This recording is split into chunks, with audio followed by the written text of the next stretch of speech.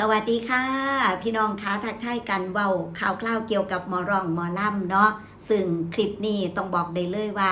ถ้าเหตุการณ์ประมาณนี้บ่ควรเฮ็ดอีหลีอย่าหาเฮ็ดอย่าหาทำคือว่าเนาะเป็นเหตุการณ์ที่ว่าดึงนักร้องจากเครื่องเวทีนะคะพี่น้องมื้อคืนนี้ค่ะสาวน้อยเพชรบ้านแพงไปทำการแสดงทางอมตะนครชลบุรีเนาะเบิ่งหันพึ่งเว้าข่าวเกี่ยวกับอีหลาอุ๋งอิงไปว่าอุ๋งอิงไปทั่วคอนเสิร์ต2 มื้อระยองชลบุรีพี่น้องไปคนมาไล่แสนกลับบ้านนะคะไปคนเอา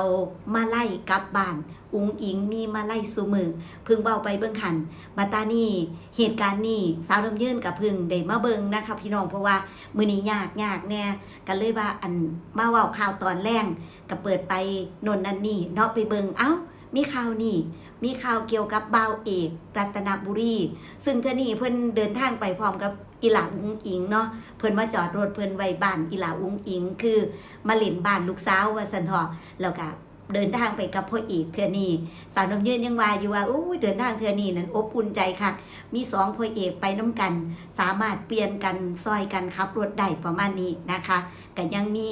แซวเพิ่นอยู่ประมาณนั้นเนาะแล้วเพิ่นก็ไปทำการแสดงที่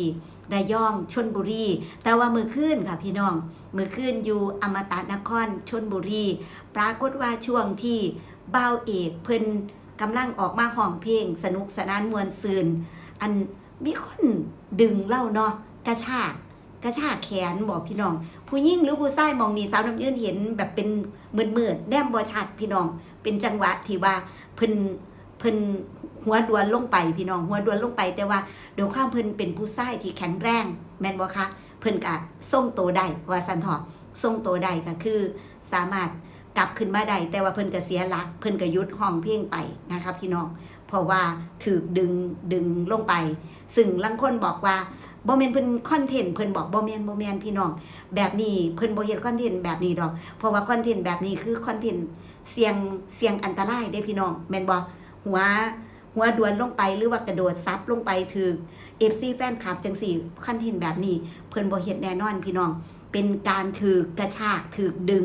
น่าจะผู้ที่ดึงอาจจะเมาอาจจะเมาจังใดกับพยายามอย่าให้มีแบบนี้ถอพี่น้องอย่าหาเฮ็ดอย่าหาทำอย่าดึงเพิ่นแห้งปานนั้นอันขอหอมแก้มเพิ่นก็ให้หอมนะ สิจับมือเพิ่นก็ให้จับพี่น้องขอจับมือเพิ่นก็บ่ได้ว่าขอหอมแก้มเห็นเราเป็นผู้บ่าวเราก็บ่ว่าดอกฮ้อนหัวหน้าเราพุ่นนะคะบอสโจพุ่นขอจับมือขอหอมแก้มเราก็บ่ว่ากันว่าหยังดอกเรามีแต่ดีใจแต่ว่าอย่าไปเฮ็ดแบบนั้นเนาะพฤติกรรมที่บอกว่ากระชากลงเวทีดึงตกเวทีจังซี่เนาะแต่ว่ามื้อคืนนี่ก็ยังไข่แน่ว่าอันเพิ่นน่ะบ่ได้แต่งชุดเพชรเด้ถ้าใส่ชุดเพชรนี่อาจจะบาดเจ็บแต่ว่านี่เพิ่นก็ใส่ชุดที่แบบเป็นแบบวัยรุ่นแน่เนาะแล้วความเพิ่นแข็งแรงถูกดึงลงไปเพิ่นก็สามารถกระโดดและทรงโตได้แบบนี้ถ้าสมมุติว่าเป็นผู้หญิงล่ะบัดตานี้พี่น้องเกิดเป็นอีหลาอุ๋งอิงเกิดเป็นนางเอกในวงหรือว่าเกิดเป็นนี่ล่ะทีมงานที่เป็นหมอลำอยู่บนเวทีเนี่ยเกิดเป็นผู้หญิงล่ะพี่น้องผู้หญิงหรือผู้ชายก็บ่ควรเฮ็ดเด้อค่ะเด้อแต่ว่าถ้าสมมุติเป็นผู้หญิงนี่บาดเจ็บนะคะพี่น้องต้องมีการบาดเจ็บเกิดขึ้นเลยนะถ้าดึงลงขนาดนั้นสาวลำยืนว่าเผลอๆอาจจะหัวแตกหรือแขนหักขาหักได้เลยทีเดียวนะคะต้องมีบาดเจ็บเกิดขึ้นแน่ๆเพราะว่าผู้หญิงนี่อยู่ถึงอันส่วนสูงเนาะเวลาหมอลำเพิ่นนี่แฮงแต่งชุดโดยเฉพาะถ้าชุดเพชรชุดต่างๆเนี่ยแสดงเนี่ยเพิ่นใส่ส่วนสูงแห้งเด้พี่น้องคือจังอีหลาอุ๋งอิงจังสี่ใส่ส่วนสูงแห้งถ้าถือกระชากตกลงไปแบบนี้บาดเจ็บคักพี่น้องบ่ควรเฮ็ดอีหลีนะคะอย่าหาเฮ็ดอย่าหาทำเมาปานใดก็ให้เบิ่งกันอย่าเฮ็ดซึ่งเฮาก็จะได้ยินข่าวแบบนี้อยู่เรื่อยๆถึงแม้ว่าบ่ถึงกับตกลงไปเนาะแต่บ่าวเองนี่ตกลงไปเลยเด้ค่ะพี่น้องหัวดวนลงไปเลยแต่ว่าโดยความเราเป็นผู้ชายที่แข็งแรงเราก็สามารถที่แบบทรงตัวได้นะคะถ้าผู้หญิงนี่แล้วเลยพี่น้องถ้าถือดึงแห้งปานนี้ถ้าผู้หญิงนี่กองอกยวกสาวน้ำยืนว่ากองอกยวกนะคะบาดเจ็บแน่นอนค่ะถ้าถึงกับตกเวทีแบบนี้เราก็แบบขาหักขาแขนหักได้เลยนะคะพี่น้องเพราะเวทีก็สูงเติบอยู่เด้ ก็บ่ควรที่จะเฮ็ดแบบนี้แต่ว่าก่อนหน้านี้เฮาจะเห็นเนาะว่าดึงน้องวันใหม่ดึงเคยอีหล่าบุ้งอิงจังซี่ก็เคยมีแบบอันอย่าดึงแม่อย่าดึงก็คือคล้ายๆว่าบ่ได้แห้งจนเกินไปอาจจะบีบมือแบบเกินนะพี่น้องอาจจะหลงกระชากจังซี่เนาะแต่จังได้ก็ให้ระมัดระวังพี่น้องถ้าเป็นแบบดีบ่ดีอีหยังให้ฝ้าวปล่อยก่อนถ้าเป็นแบบผู้หญิงจังซี่เนาะคือบังเอิญสมมุติว่าเฮาอาจจะกำลังจับมืออยู่คนอื่นอาจจะเบียดมาจังซี่นะก็คือให้ปล่อยก่อนโลดนะคะจังจับไหมถ้าอยากจับมือศิลปินที่เฮาชื่นชอบอีหลีจังซี่เนาะถ้าเกิดมีเหตุการณ์ประมาณว่ามีคนอื่นมาดันมาหยังเฮ็ดให้เฮาจะกระชากเหมือนกับจะกระชากศิลปินลงมาจังซี่ให้ฝ้าวปล่อยมือนะคะพี่น้องปล่อยมือคือเซฟศิลปินไว้ก่อนเนาะแต่ว่ามื้อคืนเนี่ยเบิ่งบ่ทันอีหลีพี่น้องเบิ่งบ่ทันว่าเกิดจากอีหยัง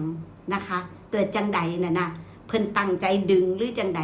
อุ้ยถ้าคนตั้งใจดึงนี่ก็สิโพดดอกเนาะโพดเกินไปแต่สาวน้ำยืนว่าน่าจะเสียหลักบ่หรือจังใดอันนี้คิดเองนะพี่น้องแต่ทั้งนี้ทั้งนั้นผู้ใดเห็นเหตุการณ์คักๆเพราะว่าสาวน้ำยืนเห็นคลิปที่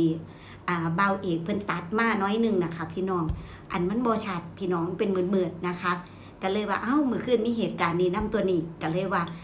บ่ควรเฮ็ดเนาะพี่น้องว่าบ่ควรเฮ็ดแล้วก็ย่านพี่น้องย่านถ้าเกิดเป็นผู้หญิงนี่ย่านบาดเจ็บมากก็สิยากอีกจังซี่เนาะระมัดระวังกันพี่น้องฮู้ว่าแต่ละคนไปม่วนไปสนุกสนานไปให้กำลังใจมีแต่คนฮักแบบคนฮักศิลปินทั้งนั้นแหละที่ไปนะคะพี่น้องแต่บางเทื่อด้วยฤทธิ์แอลกอฮอล์ฤทธิ์แอลกอฮอล์หรือว่าถูกดันถูกอยู่มาบ่หรืออีหยังจังซี่เนาะเฮ็ดให้เฮาเผลอกระชากบ่อย่าเผลอเด้อค่ะพี่น้องเด้ออย่าเผลอถ้าเป็นสมมุติว่ามีความรู้สึกว่าจะดึงศิลปินลงมาจังซี่ให้ฝ้าวปล่อยมือเจ้าของนะคะพี่น้องคือศิลปินคือสิบ่จับเฮาไว้ขึ้นไปดอกเนาะส่วนมากมีแต่คนอยู่ข้างล่างนี่ดึงลงแม่นบ่เพราะฉะนั้นปล่อยมือดีที่สุดนะคะฮักศิลปินต้องเซฟศิลปินนำนะคะบ่ว่าจะเป็นผู้หญิงผู้ชายพี่น้องห่วงหลายแห่งผู้หญิงนะคะห่วงหลายก็คือถ้าเฮาฮักถ้าเฮา